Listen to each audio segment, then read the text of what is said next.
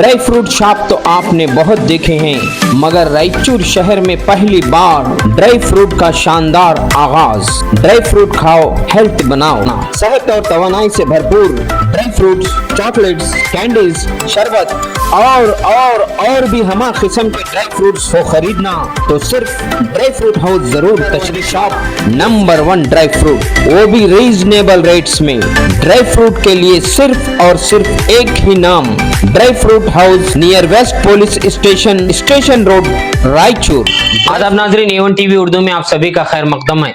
अगर आप नए हैं तो रायचूर का वाहिद Urdu TV channel A1 TV को आप सब्सक्राइब करिए और उर्दू को फरोग। सुन्नी दावत इस्लामी के सालाना इज्तिमा का शानदार इनेकाद। शहर के महिला समाज ग्राउंड में कल बाद नमाज इशा 9वां सालाना सुन्नी इज्तिमा का शानदार इनेकाद अमल में आया। इस इज्तिमा का आगाज हाफिज राशिद नूरी ने खिरत कलाम पाक से किया। मुबल्लिग जाफर सादिक ने मुख्तसर तकरीर की। मोहम्मद अली रजवी ने नात शरीफ पेश की। मुखर्रिर शोला बयान मौलाना मोहम्मद जाफर खान साहब इमाम खतीब मस्जिद बीबी हलीमा लोहारवाड़ी ने हमेशा की तरह अपना खिताब फरमाया, जिससे पूरा मैदान सुभान अल्लाह माशा अल्लाह की सदाएं से गूंज रहा था। फिर मौलाना की आमद पर सभी हजरात ने इस्तकबाल करते हुए मौलाना की और स्टेज पर बैठे सभी मेहमानों की शालपोशी गुलपोशी फरमाई। फिर नौजवान मुबल्लिग मोहम्मद शब्बीर नूरी ने बारगाह रिसालत माब सल्लल्लाहु अलैहि वसल्लम में नात का नजराना पेश किया।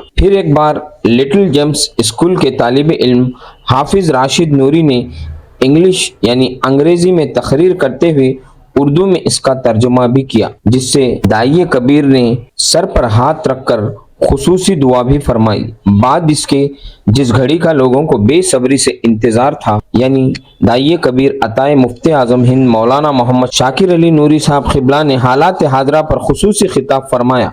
इस इजलास में सादात इकराम, मशाइखीन और आलिम दीन भी मौजूद थे। इस इज्तिमा की निजामत मौलाना जमील बरकाती और हाफिज अहमद रजा साहब ने की, ताकि तुम्हारी आने वाली नस्ल हीरो की दीवाने नहीं, गौसो ख्वाजा रजा के दीवाने बन जाएं, गौसो ख्वाजा रजा के दीवाने बन जाएं। और सरकार मदीना के दीवानों, आज पूरी दुनिया का जायजा लेकर देखो, मुसलमान परेशान है, मुसलमान मुसीबतों में जकड़े हुए हैं, इनका इलाज कहाँ है? इतनी मुसीबतें देख कर भी, फलस्तीन के हालात को देख कर भी, जा बजा हमारे ऊपर जुल्म देख कर भी मुसलमान ताज के पत्ते खेल रहा है, जुआ खेल रहा है, कैरम खेल रहा है, इंस्टाग्राम पे बैठा हुआ है। आप देखो कि आज मुसलमान जवानों का तबका गुनाहों में मुलविस नजर आ रहा है। मेरी कौम के जवानों, अगर यही हमारा हाल होगा और बर्बादी आएगी और तबाहियां आएगी। अगर ये बुराइयों से तौबा करके नबी के दीवाने बनोगे, आज का एक दिन अपने कट्टों से निकल कर आओ, अपने सड़कों से निकल कर आओ, अपने घरों से निकल कर आओ, सब महिला समाज में जमा होकर ये साबित करो, मैं भी खुद में रायचूर का चाहने वाला हूं, मैं भी शमशी आलम बाबा का चाहने वाला हूं, मैं भी गौसो ख्वाजा का चाहने वाला हूं, मैं भी शेख मियां बाबा का चाहने वाला हूं, मैं भी अब्दाल हुसैनी का चाहने वाला हूं, मुनव्वर हुसैनी का चाहने वाला हूं। अल्लाह अकबर। आज की ये महफिल बड़ी बाबरकत वाली महफिल है। अल्लाह अकबर। मैंने Quran importance of loving and obeying the Prophet sallallahu alaihi wasallam. Wasallam is a center of life. So, if you imagine Islam as a body, then Muhammad sallallahu alaihi wasallam is the spirit inside it. If you imagine Islam as a flower, Muhammad sallallahu alaihi wasallam के इश्क तमाम मुसलमानों के लिए रोशन मिसाल है। उनकी कुर्बानियाँ, ईसार, वफादारी सबके सब बेमिसाल और काबिल तकलीफ है। मेरे खल्क को भी नसीब हो तेरी जात से वही निस्बतें, मेरे खल्क को भी नसीब हो तेरी जात से वही निस्बतें। वो जो अज़मतें थी उवैस थी, वो जो राहतें थे बिलाल के। Thank you for listening. I appreciate you all being here today. Assalamu alaikum wa rahmatullahi wa barakatuh.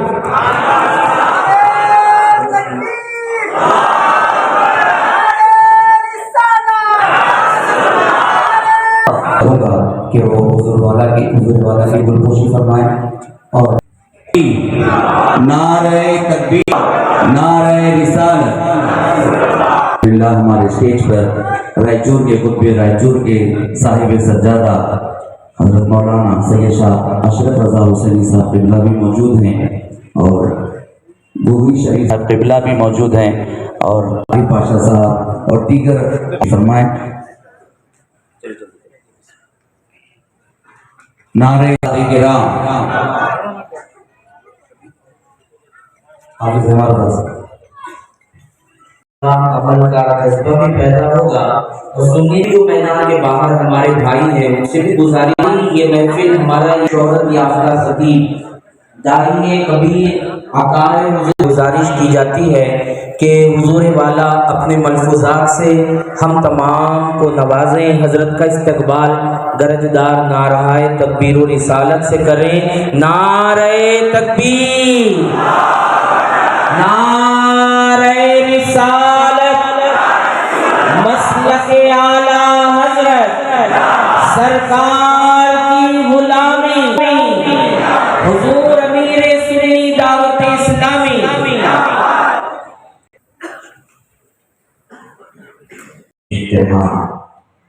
السلام علیکم ورحمۃ اللہ وبرکاتہ۔ وعلیکم السلام ورحمۃ اللہ وبرکاتہ۔ میرے پیارے آقا صلی اللہ تعالی علیہ وسلم کے پیارے دیوانوں اور خواتین اسلام، آیہ کریمہ کی جس حصے کی تلاوت کا میں نے شرف حاصل کیا اس سے متعلق کچھ معروضات پیش کرنے سے پیشتر آقا کریم رؤوف الرحیم علیہ التحیۃ والتسلیم کی بارگاہ بے پناہ میں جس طریقے سے میں پڑھا ہوں عقیدت و محبت میں ڈوب کر اسی طریقے سے درود و سلام کا نذرانہ پیش کریں۔ الصلاۃ والسلام علیک یا رسول اللہ،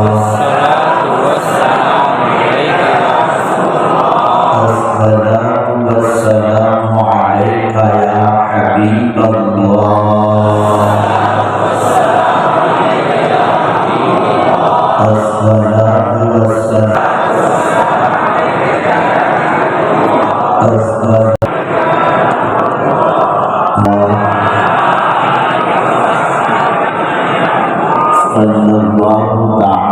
علیہ وسلم۔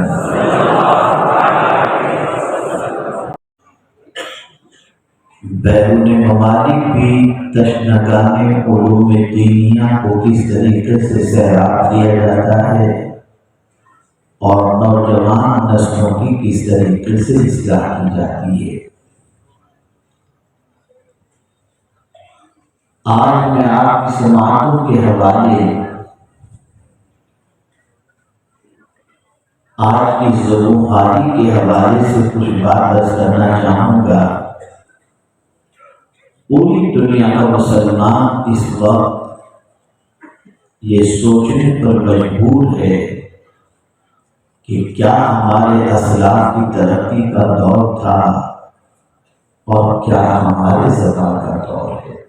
ادارے جن کے اندر احساس زندہ ہے انہیں مسلمانوں کو یہ احساس ہو رہا ہے کہ ہم زوال کی اور تبدیلی کی طرف بڑھ رہے ہیں اور چل رہے ہیں۔ وہ قوم جو بہت کچھ گنوانے کے بعد اپنے اندر احساس پیدا کر لے، اس قوم کو گنوانے کا خمیازہ گنوانے کے سلسلے میں جو کچھ اس نے گنوایا ہے اس کے ازالے کا جذبہ اس کے اندر پیدا ہوگا۔ لیکن جس قوم کے اندر گنوانے کا کوئی خیال ہی نہیں کہ کیا اس نے کھویا، کیا اس نے گنوایا، اس کا احساس ہی اس کے اندر سے مر جائے تو وہ قوم اپنی کھوئی ہوئی چیز کو پانے کی کیا کوشش کرے گی؟ کیا مسلمانوں نے آج غور کیا کہ ہم 700 سال پہلے کہاں تھے؟ کیا مسلمانوں نے آج غور کیا ہمارا مقام 700 سال پہلے کیا تھا؟ کیا مسلمانوں نے یہ غور کیا کہ ہماری عزت و سربلندی کس وجہ سے تھی؟ کیا مسلمانوں نے یہ غور کیا علمی میدان میں ہمارا مقام کیا تھا؟ کیا مسلمانوں نے یہ غور کیا اخلاقی صفوں کے اندر ہم کتنے پہلی صف کے اندر تھے؟ نہیں، مسلمانوں نے کچھ غور کیا ہی نہیں، کیا گنوایا ہے مسلمانوں نے اس کا کوئی احساس ہی نہیں ہے۔ میرے پیارے آقا صلی اللہ علیہ وسلم کے پیارے دیوانوں، اگر احساس مر جاتا ہے تو اس قوم کو زمین پر زندہ رہنے کا باوقار انداز میں کوئی حق نہیں ہے۔ ہم نے ہماری زندگی جانوروں جیسی بنا لی، ہم نے ہماری زندگی بالکل ایسی لاؤبالی پن والی گزار لی کہ ہماری زندگی کا کوئی ہدف نہیں ہے، ہماری زندگی کا کوئی ٹارگٹ نہیں ہے، ہماری زندگی کا کوئی مقصد نہیں ہے۔ وہ کون سی برائیاں ہیں جو ہمارے معاشرے میں پنپتی نظر نہیں آتی، ہمارے نوجوان کے اندر نظر نہیں آتی؟ ہر برائی کے اندر ہمارا مسلمان بھائی ڈوبا ہوا ہے، ہر بے راہ روی کا شکار ہمارا مسلمان نظر آ رہا ہے، غلط راستے کا شکار مسلمان نظر آ رہا ہے۔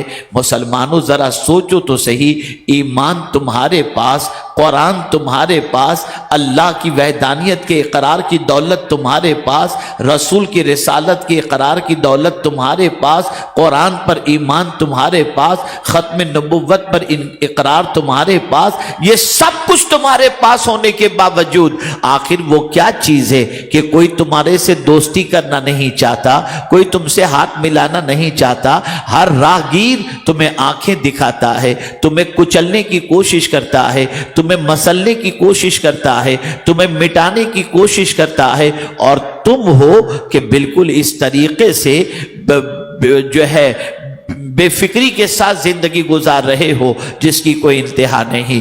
آئیے میں آپ کو سمجھاؤں، پہلے آپ یہ سمجھتے چلو کہ اللہ کے رسول صلی اللہ علیہ وسلم نے صحابہ کو، جن کی پوزیشن ایمان قبول کرنے سے پہلے مکہ مکرمہ میں یا عرب کی سرزمین پر ایسی تھی کہ ان کی زندگی کے اندر کوئی صحیح راہ نہیں تھی، وہ بھٹکے ہوئے تھے ایمان کی دولت سے مالا مال ہونے سے پہلے، اللہ کے رسول صلی اللہ علیہ وسلم نے ان کے پیچھے محنت کی، ان کے پیچھے رسول اعظم صلی اللہ علیہ وسلم نے وقت کھپایا، ٹائم کھپایا، قربانی دی، اور پھر انہیں سنوارا، اور ایسا سنوارا، ایسا سنوارا، ایسا سنوارا کہ تاریخ کے اندر کوئی ایسے سنورے انسانوں کی مثال پیش ہی نہیں کر سکتا۔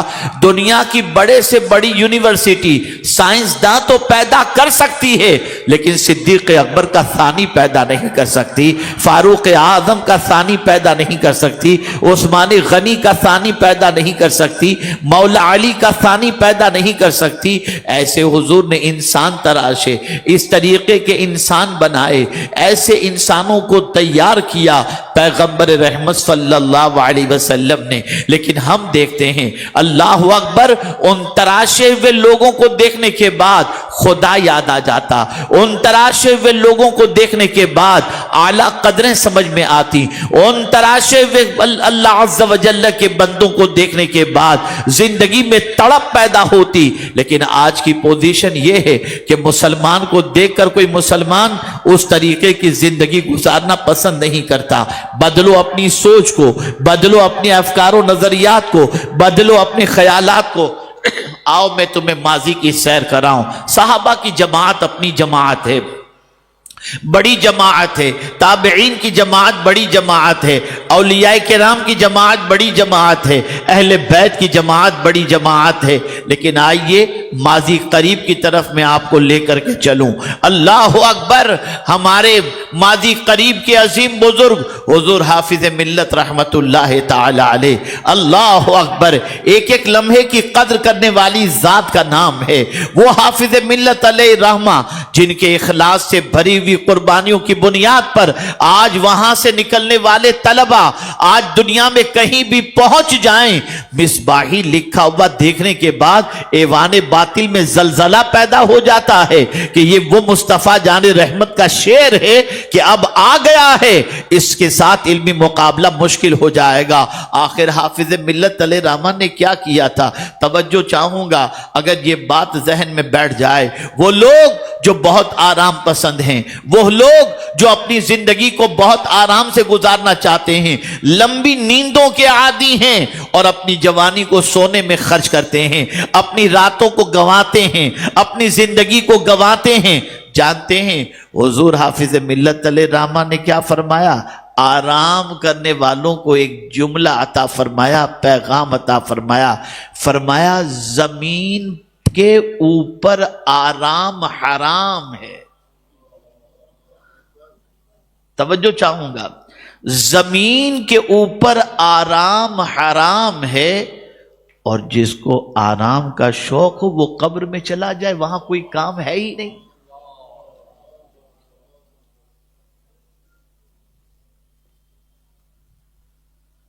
اسی لیے حضور حافظ ملت علیہ رحمہ کا بڑا مشہور قول ہے، زمین کے اوپر کام، زمین کے نیچے آرام۔ اللہ نے موت اور زندگی جو پیدا فرمائی اس کی وجہ یہی ہے، لِنَبْلُوَكُمْ أَيُّكُمْ أَحْسَنُ عَمَلًا، تاکہ ہم تمہیں آزمائیں کہ تم میں کون ہے جو سب سے اچھا عمل کرتا ہے۔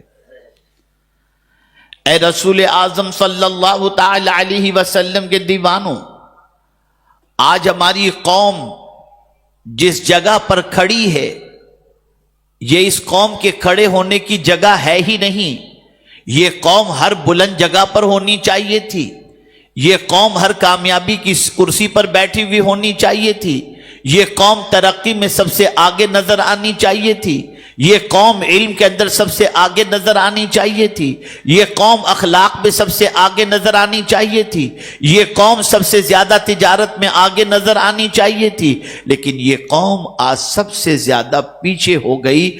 اب میں آپ کو سمجھاتا ہوا چلوں کہ ہمارے پیچھے رہنے کی وجہ کیا ہے، ہمارے زوال کی وجہ کیا ہے، ہماری تباہی کی وجہ کیا ہے، ہماری بربادی کی وجہ کیا ہے۔